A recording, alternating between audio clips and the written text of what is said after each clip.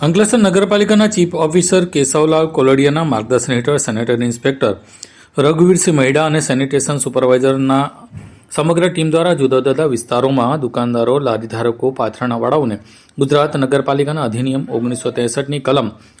192 હેઠળ અત્યાર સુધીમાં કુલ 504 ઇસમોને નોટિસ આપવામાં આવી છે, જે તે દુકાનદારોને દુકાનની આજુબાજુ ગંદકી ન કરવા બાબતે તેમજ દુકાનમાં ફરજિયાત ડસ્ટબિન રાખવા બાબતે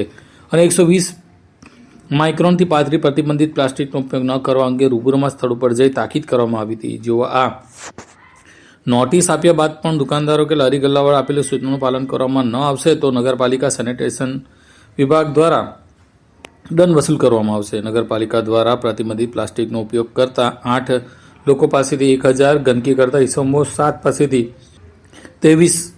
તેમજ કુલ 3300 દંડ વસૂલ આજે કરવામાં આવ્યો। નગરપાલિકા દ્વારા તારીખ 1/12/2025 થી 16/12/2025 દરમિયાન પ્રતિબંધિત પ્લાસ્ટિકનો ઉપયોગ કરતા ઇસમો 64 પાસેથી કુલ દંડ 14700 વસૂલ કરી પ્લાસ્ટિક 57/500 કિલોગ્રામ જપ્ત કરવામાં તેમજ ગંદકી કરતા ઇસમો પાસેથી 15650નો દંડ વસૂલ કરવામાં આવેલ છે।